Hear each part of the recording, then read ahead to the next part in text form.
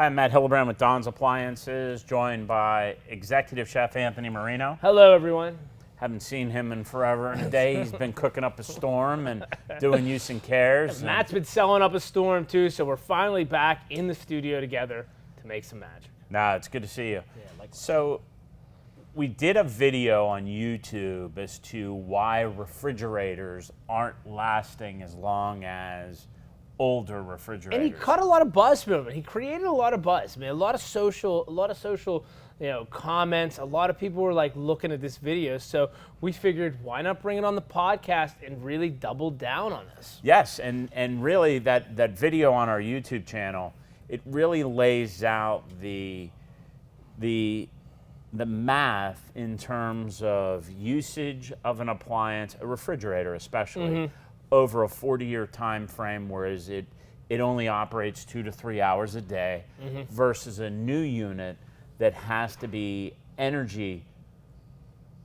Some are Energy Star, but they have to meet a certain energy guideline. They got to meet the criteria, right? Right, and what that is they have to use a substantial amount of less energy versus our old refrigerators. So they have to run for a longer period of time during the day, but they're running at a much, much lower speed. So there's a variable speed compressor that's not going to use as much energy, as much electricity, because it's not powering up initially to really draw a bunch of that initial energy. So it really never shuts down. So it shuts down very, very, very infrequently during the course of the day, course of the week, the course of the life. And when we did the math on that, what we figured out was that over 7 or 8, and I'd have to go back actually, because I'm kind of paraphrasing. They can go look at the video. You know what I mean? Absolutely. Too, but over a 7 or 8 year time frame,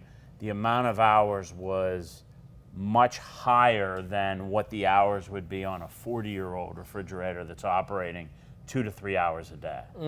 So the fact is that even though you're only getting 7 hours out of this refrigerator today, or excuse me, 7 years out of the operation, the hours are going up much, much higher over that 40-year refrigerator. It's constantly working.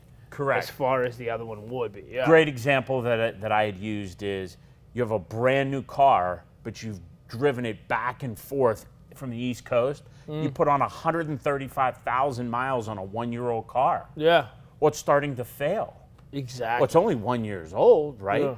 Well, you have a 70-year-old car with 15,000 miles in the garage that still looks brand new. Yeah. But you have this 1-year-old car that you've driven back and forth the East Coast. 1 year, it's 125,000 miles. So it's really no different, right? You have a 7-year-old refrigerator that's operating, 40,000 hours, and you have a 40-year-old refrigerator that's operating 40,000. Yeah. 40 years. That's only operating 40,000 hours. That really cuts into the longevity. I mean, these appliances, and do you find that, let's talk about the whole kitchen suite now. Do you find that a lot of them are running like that? You know what I mean? So dishwashers, right? Years ago, we may have only operated a dishwasher maybe once every day, once every other day. I know at my house, we're operating our dishwasher 3 times a day. Yeah, at least twice a day. Okay, we put everything in. We do not, when I was growing up, my mom washed a lot of stuff in the sink. Yeah, a lot of as stuff. As your mom did, I'm same sure. thing. Like there was always I called it the little bust up in there. There was some stuff that went in the dishwasher. There was a lot of stuff that didn't go in the dishwasher. You probably put just about everything in your dishwasher now, right? Hands down. If I can fit in there, and you've seen me load a dishwasher, man, I'll put that stuff in sideways if I can. Yeah, so you're operating it.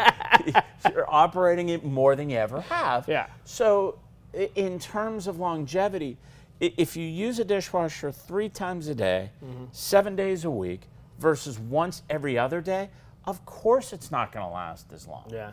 And truthfully, when you're diving in, the Tupperwares, the water. I mean, I don't know how many times there's sometimes, I'm rerunning stuff or throwing it back in that I didn't, I put over here, I got to put back in, and I'm running the dishwasher, more now than I ever have. Now, let's go back to how products are made. Let's just circle back around. Yes, we are using our appliances more than ever. However, the manufacturers to do what they're supposed to do, which is to make profit, Yeah. they aren't making the heavy duty components like they did 30, 40, 50 years ago. You know, there's plastics, there's composite material. They're making them lighter. They're making them easier to transport too. You know, I mean, Yeah. you know what a 40-year-old fridge felt like. I mean, you picked up a few of those. Yes. You know, not a 40-year-old, but like a 20-year-old. I mean, those things were tanks. They were like bulletproof. You know what I mean? Those old Maytag rigger washers that we have in the showroom. I mean, you could put those anywhere. It's just wild, so- the construction. has Yeah, changed. so the way the Evolved. products are manufactured, I mean, they're definitely not manufactured as heavy, but a lot of the appliances, dishwashers, refrigerators, washers, they need to meet energy guidelines. Dryers are starting to have to meet energy guidelines. So in order for them to get to that energy efficiency, components have to be lighter. There's more electronics, which definitely can fail. Electronics, you know, if you're connected to some type of electrical source. Boards and shorts, you know? You've got the risk of shorts. You know, you've got the risk of power surges, lightning strikes, things like that. Yeah. So in terms of longevity, appliances aren't lasting in a year standpoint as long as some of our older products. But I got to tell you, in terms of operational hours, they're pretty doggone close to what the old machines would be in terms of overall hour usage. And, you know, we got to think about it, too. You know, supply and demand, we demand more from our appliances than we did 40 years ago. You know what I mean? My mother needed a couple burners and, you know, a regular oven.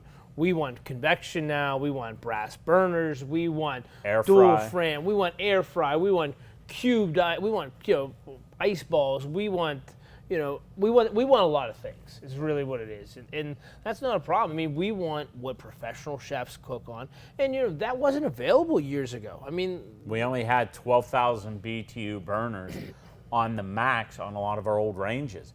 Yeah. We didn't have induction here, you know, mass-produced induction in the U.S., you know, like they had in Europe because of the cost. And, you know, in terms of washers, we had washing machines that used 42 to 52 gallons of water a top load. Yeah. You know, versus our new front loads that, you know, and when I say new, you know, over the last 15, 20 years, that use 11 to 13 gallons on the high side, but most of them are using 7 to 8 gallons of water now. That's the truth. I mean, it wasn't LED lighting. It wasn't UV protected glass on your wine columns. I'm just looking around and thinking about, you know, things and how it's evolved from, you know, our standpoint 25, 30 years ago. We want more out of our appliances. We're demanding more in the cooking field. Yeah, and there's a lot of products though, and I want to just circle back around to the, you know, the automobile, right? Most people, you know, 5, 6 years, 7 years, 8 years, they're getting a new car, and if you're running a car, as I said, 125 to 130,000 miles every few years, you're going to get it sooner than later. Yeah. So there's a lot of things that just aren't necessarily, from a perception standpoint, lasting as long. But if you have any questions, be sure to go to Don's Appliances, and thank you as always for listening and watching.